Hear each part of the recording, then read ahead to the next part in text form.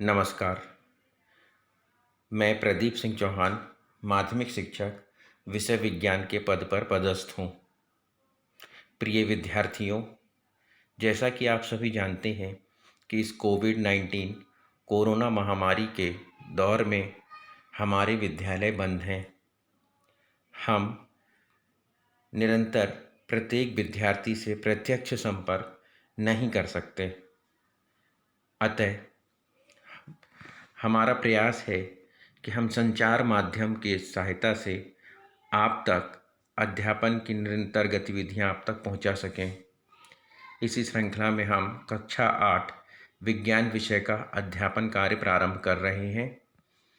हम प्रत्येक अध्याय को 1, 2 या 3 वीडियो में समाप्त करने का प्रयास करेंगे। इसी श्रृंखला में प्रस्तुत है कक्षा 8 विषय विज्ञान अध्याय 1, फसल उत्पादन एवं प्रबंधन। जैसा कि आप सभी विद्यार्थी जानते हैं कि हमारा देश कृषि प्रधान देश है। हम अपनी सभी मूलभूत आवश्यकताओं के लिए कृषि पर ही प्रत्यक्ष या अप्रत्यक्ष रूप से निर्भर हैं। खेती में विभिन्न प्रकार के उपकरण का उपयोग होता है। फसल का उत्पादन एवं उसका रखरखाव प्रबंधन कहलाता है। इस अध्याय में हम इसी विषय पर चर्चा करेंगे। कृषि में विभिन्न उपकरण खुरपी, दरांती, बेलचा इत्यादि उपकरणों का उपयोग होता है। इन उपकरणों का उपयोग कृषि में कहीं न कहीं कृषि उत्पन्न करने से कृषि कटाई तक के बीच होता है। पौधे तो अपना भोजन स्वयं बनाते हैं, पर हम प्रत्यक्ष अप्रत्यक्ष अपने भोजन के लिए फसल पेड़ पौधों पर ही निर्भर हैं। हम भोजन ग्रहण क्यों करते हैं, ये कभी आपने सोचा है? हम विभिन्न जैविक प्रक्रमों को पूर्ण करने के लिए हमें पाचन, श्वसन, उत्सर्जन आदि ये प्रक्रम हैं, इन्हें संपन्न करने के लिए ऊर्जा की आवश्यकता होती है और यह ऊर्जा हमें भोजन से प्राप्त होती है।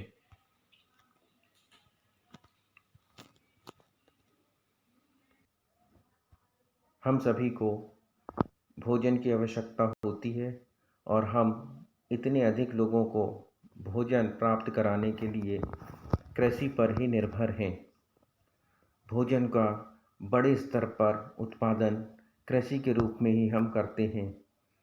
इस विशाल जनसंख्या को भोजन प्रदान करने के लिए नियमित उत्पादन, उचित प्रबंधन एवं वितरण आवश्यक है। कृषि की पद्धतियाँ लगभग 10,000 ईसा पूर्व तक मनुष्य घूमंत थे, एक स्थान से दूसरे स्थान विचरण करते रहते थे। भोजन की खोज, आवास की खोज में समूह में विचरण करते थे, कच्चे फल और सब्जियां खाते थे। उन्होंने भोजन के लिए जंतु का शिकार करना प्रारंभ करा। फिर कालांतर में खेती कर गेहूँ, चावल, अन्य खाद्य फसलों को उत्पादित कर सके। इस प्रकार कृषि का प्रारंभ हुआ। जब एक ही किस्म के पौधे किसी एक स्थान पर बड़े पैमाने पर उगाए जाते हैं तो इसे फसल कहते हैं। ये फसल की परिभाषा है। उदाहरण के लिए, जब गेहूं की फसल का अर्थ है कि खेत में उगाए जाने वाले सभी पौधे गेहूं के हैं। हम जानते हैं कि फसलें विभिन्न प्रकार की होती हैं, जैसे कि अन्न की फसल, सब्जियों की फसल एवं फलों की फसल। जिस मौसम में ये उगाए जाते हैं उसके आधार पर हम फसलों का वर्गीकरण कर सकते हैं। हमारा देश एक विशाल देश है। यहाँ ताप, आर्द्रता और वर्षा जैसी जलवायु परिस्थितियाँ एक क्षेत्र से दूसरे क्षेत्र में भिन्न भिन्न हैं। अतः देश के विभिन्न भागों में विभिन्न प्रकार की फसलें उगाई जाती हैं। इस विविधता के बावजूद मोटे तौर पर फसलों को 2 भागों में बांटा गया है। वैसे फसलें 3 प्रकार की होती हैं, पर मुख्य रूप से फसलों को 2 प्रकार से बांटा गया है।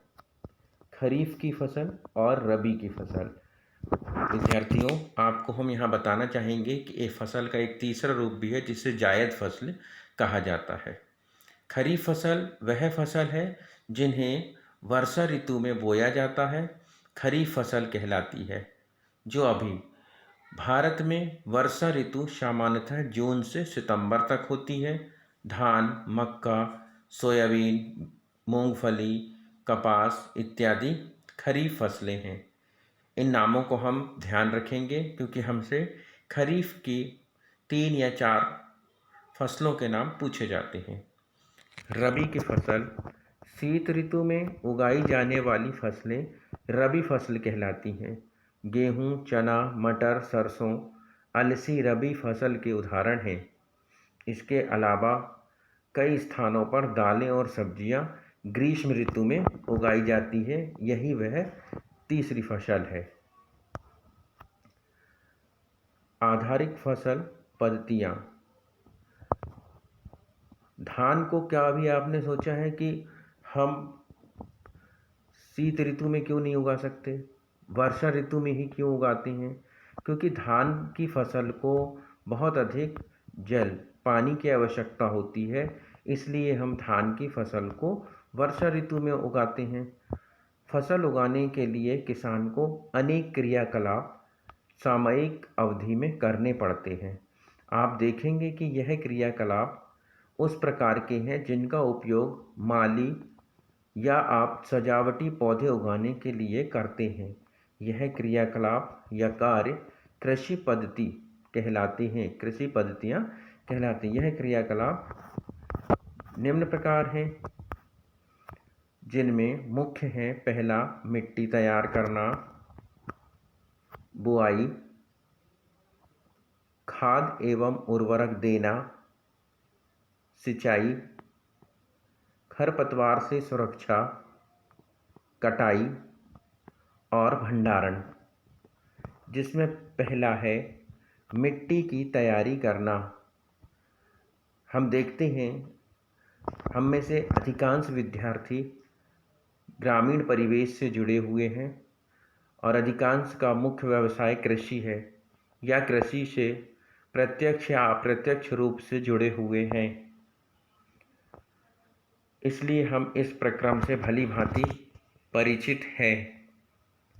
फसल उगाने से पहले मिट्टी तैयार करना प्रथम चरण है। मिट्टी को पलटना तथा इसे पोला बनाना कृषि का अत्यंत महत्वपूर्ण कार्य है। इससे जड़ें भूमि में गहराई तक जाती हैं।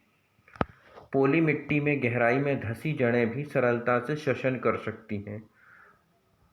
मिट्टी को पोली बनाना या मिट्टी तैयार करना, हम देखते हैं कि हमारे यहाँ खेतों को तैयार करने के प्रथम प्रक्रम में सबसे पहले खेतों को बखरा जाता है। यह वही प्रक्रम है। पोली मिट्टी में रहने वाले केंचुओं और सूक्ष्म जीवों की वृद्धि करने में सहायता करती है। यह जीव किसानों के मित्र होते हैं, इसीलिए केंचुए को किसानों का मित्र कहा गया है, क्योंकि ये मिट्टी को पोला बनाते हैं और पलट देते हैं तथा ह्यूमस बनाते हैं। मिट्टी में खनिज, जल, वायु, कुछ सजीव होते हैं। इसके अतिरिक्त मृत पौधों एवं जंतु भी मिट्टी में पाए जाते हैं, जो जीवों द्वारा अपघटित होते हैं। इस प्रक्रम में मृत जीवों में पाए जाने वाले पोषक मिट्टी में निर्युक्त होते हैं। यह पोषक पौधों द्वारा अवशोषित किए जाते हैं। क्योंकि ऊपरी परत के कुछ सेंटीमीटर की मिट्टी ही पौधे की वृद्धि में सहायक है, इसे उलटने, पलटने और पोला करने में पोषक पदार्थ ऊपर आ जाते हैं और इन्हें पौधे आसानी से ग्रहण कर सकते हैं। यही प्रक्रम कहलाता है मिट्टी को तैयार करना। मिट्टी को उलटने, पलटने एवं पोला करने की प्रक्रिया जुताई कहलाती है। इसे हल चला चलाकर कर सकते हैं।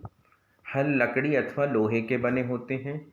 प्राचीन समय में लकड़ी के बने होते थे, जिन्हें बैल, घोड़े या ऊंट की सहायता से जोता जाता था। अब आधुनिक कृषि में ट्रैक्टर की सहायता से खेत को बखरा जाता है। कृषि में प्रयुक्त होने वाले कृषि औजार। अच्छी उपज के लिए बुआई से पहले मिट्टी को भुरभुरा करना आवश्यक है। यह कार्य अनेक औजारों से किया जाता है। हल, कुदाली और कल्टीवेटर इस कार्य में उपयोग किए जाने वाले मुख्य औजार हैं।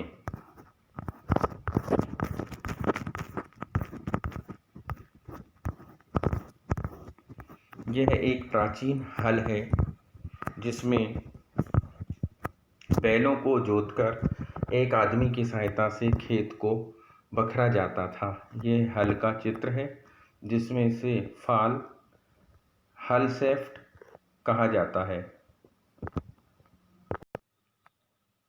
हल का उपयोग प्राचीन काल से ही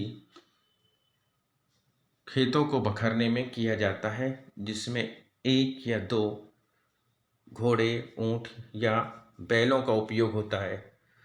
बैल जोड़ी बैलों की या घोड़े या ऊंट की सहायता से इस हल को खींचा जाता है।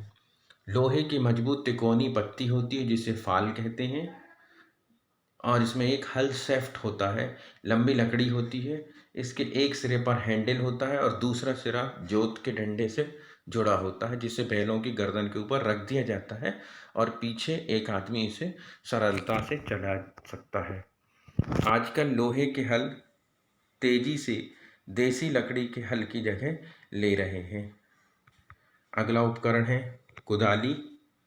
यह एक सरल औजार है जिसका उपयोग खरपतवार निकालने के लिए, मिट्टी को पोला करने के लिए किया जाता है। इसमें लकड़ी या लोहे की छड़ होती है जिसके एक सिरे पर लोहे की चौड़ी और मुड़ी प्लेट होती है।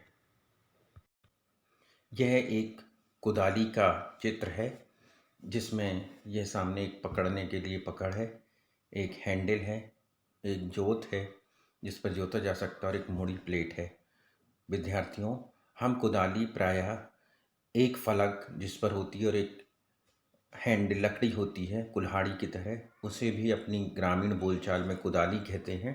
वह भी एक कुदाली है। इस कुदाली को पशुओं द्वारा खींचा जाता है। वह हम मनुष्य आधारित कुदाली भी अपने आसपास देखते हैं। अगला है कल्टीवेटर। आजकल जुताई ट्रैक्टर द्वारा संचालित कल्टीवेटर से की जाती है। कल्टीवेटर के उपयोग से श्रम एवं समय दोनों की बचत होती है। यह कल्टीवेटर ट्रैक्टर के पिछले हिस्से पर लगा हुआ होता है। इसे ट्रैक्टर द्वारा खींचा जाता है। अगला है बुआई। बुआई फसल उत्पादन का सबसे महत्वपूर्ण चरण है। बोने से पहले अच्छी गुणवत्ता वाले बीजों का चयन किया जाता है। उसके उपरांत बुआई पर क्रम प्रारंभ किया जाता है। अच्छे किस्म के साफ स्वच्छ बीज होते हैं। किसान अधिक उपज देने वाले बीजों को प्राथमिकता देता है। बीजों का चयन, पहले जानना चाहते हैं कि बीजों का चयन हम स्वयं या बीजों को घर पर कैसे परख सकते हैं कि ये अच्छी क्वालिटी के बीज हैं। हम खुद परख करने के लिए कि ये इन बीजों की गुणवत्ता कैसी है, हम क्या करते हैं कि एक बर्तन में थोड़ा सा पानी रख देते हैं और कुछ आधी मुट्ठी करीब बीज लेकर इसमें डालते हैं।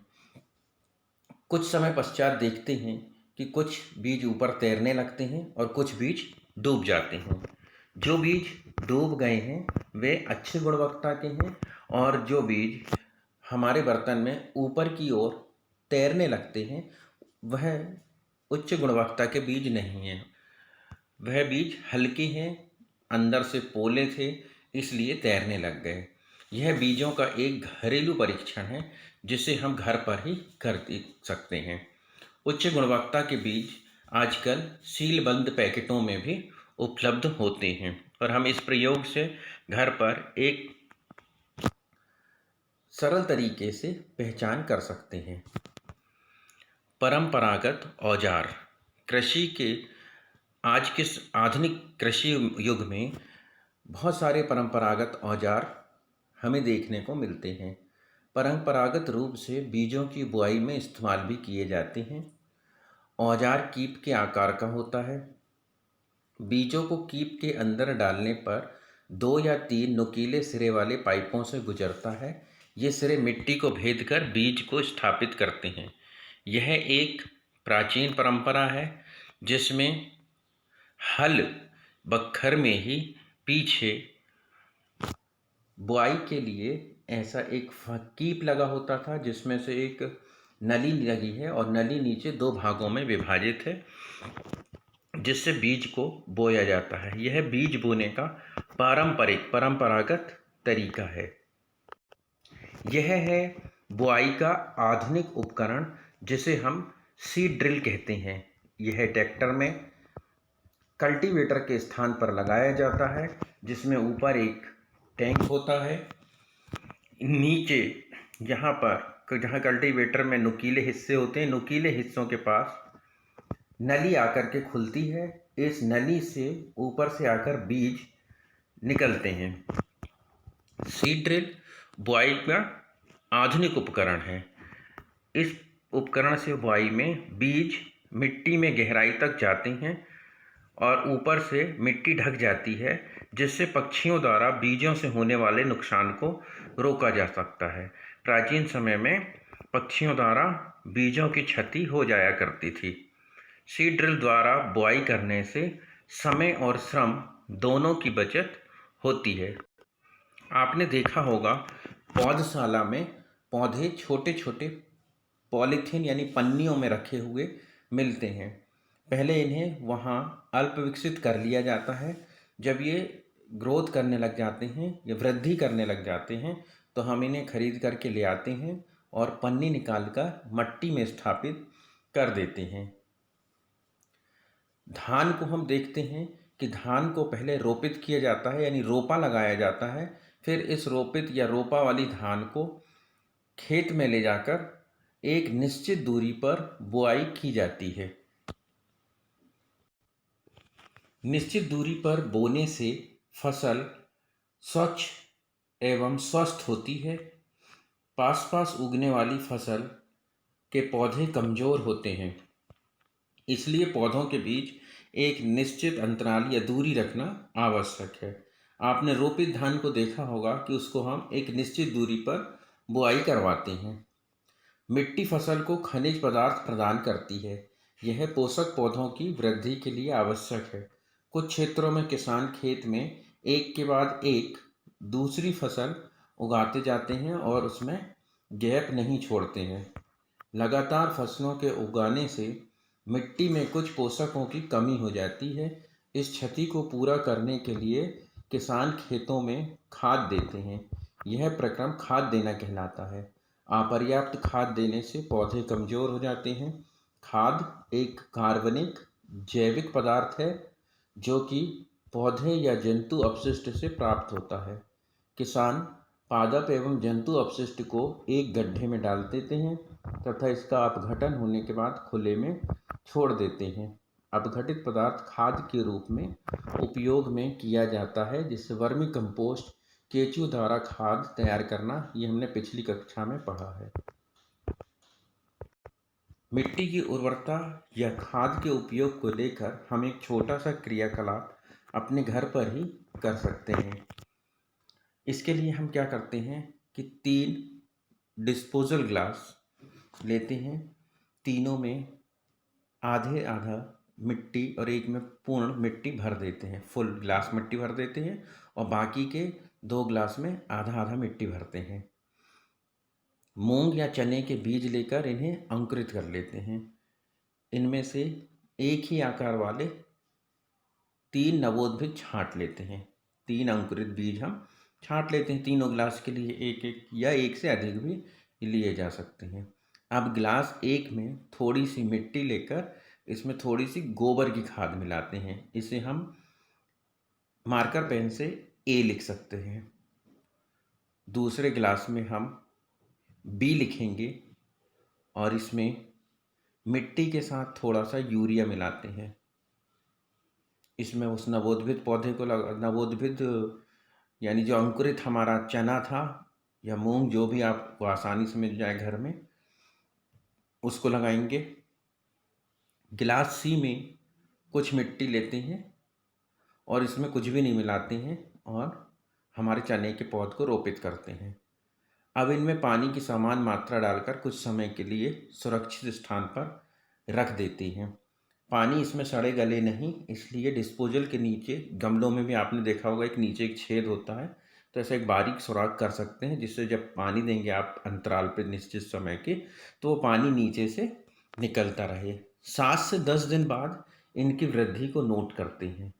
ये देखिए, इस प्रकार आप प्रयोग कर सकते हैं।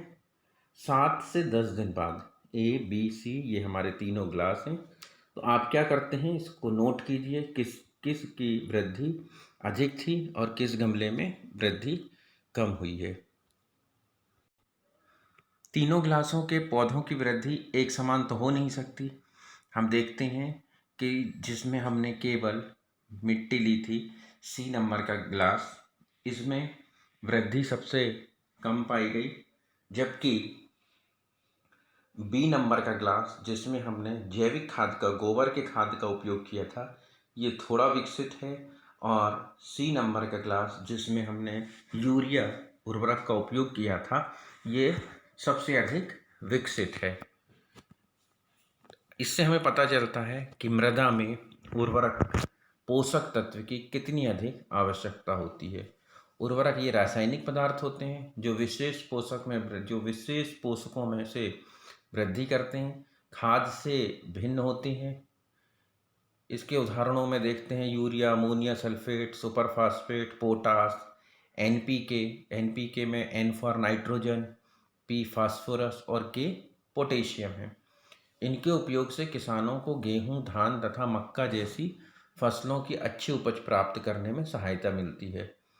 उर्वरक के अधिक उपयोग से मिट्टी की उर्वरता कम हो जाती है, इसलिए उर्वरक का एक सीमित मात्रा में उपयोग करना चाहिए और इससे जल प्रदूषण भी होता है। आज के समय में हम देखते हैं कि जैविक खेती या जैविक फसल का प्रचलन बहुत अधिक हो गया है, जो स्वास्थ्य के लिए बहुत लाभप्रद है। खाद के उपयोग से मिट्टी के गठन एवं जल अवशोषण क्षमता में वृद्धि होती है, इसलिए हमें जैविक खाद का उपयोग करना चाहिए। यह एक फसल के बाद खेत से दूसरी किस्म की फसल में जो एकांतर क्रम में उग कर किया जाता है, उसमें फ़ायदेमंद है। पहले उत्तर भारत में किसान फलीदार चारा और एक ऋतु में उगाते थे तथा दूसरी ऋतु में गेहूँ उगाते थे। इससे मिट्टी में नाइट्रोजन का पुनः पूरण हो जाता था। किसानों को इस पद्धति को अपनाने के लिए प्रोत्साहित किया जाता है। राइजोमियम बैक्टीरिया के बारे में हमने 6वीं 7वीं कक्षा में पढ़ा है। यह फलीदार लेग्यूमिनस पौधों की जड़ों की ग्रंथियों में पाए जाते हैं और वायुमंडलीय नाइट्रोजन का स्थिरीकरण करते हैं। उर्वरक और खाद में अंतर, ये एक महत्वपूर्ण प्रश्न है। हम देखते हैं उर्वरक एक अकार्बनिक पदार्थ है, जबकि खाद एक प्राकृतिक पदार्थ है जो गोबर या मानव अपशिष्ट से बनता है। उर्वरक को फैक्ट्रियों में तैयार किया जाता है, जबकि खाद को खेतों में बनाया जाता है या घरों के सामने गड्ढे करके वहाँ अपशिष्ट इकट्ठा करके बनाया जाता है।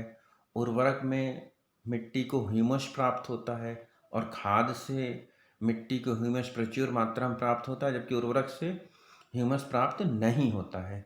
उर्वरक में पादप पोषक जैसे कि नाइट्रोजन, फास्फोरस, पोटेशियम प्रचुरता से होते हैं। खाद में पादप पोषक तुलनात्मक रूप से कम होते हैं। ये उर्वरक और खाद के बीच अंतर है। खाद के बहुत सारे लाभ हैं। जल धारण क्षमता में वृद्धि होती है, मिट्टी भुरभुरी और सरंध हो जाती है, गैस का विनिमय होता है, इससे जीवाणु की संख्या में वृद्धि होती है। जैविक खाद से मिट्टी के गठन सुधर जाता है। इसके लिए हम घरों में आसानी से सामने किसान भाई क्या कर सकते हैं, गड्ढा कर लेते हैं जिसमें गाय भैंस इनका गोबर या घर का ऐसा अपशिष्ट जो डिकम्पोज यानी सरलता से विघटित हो जाता है उसे फेंक सकते हैं और कुछ समय बाद इसे खोद करके खेतों में फेंक दिया जाता है। यह खाद है।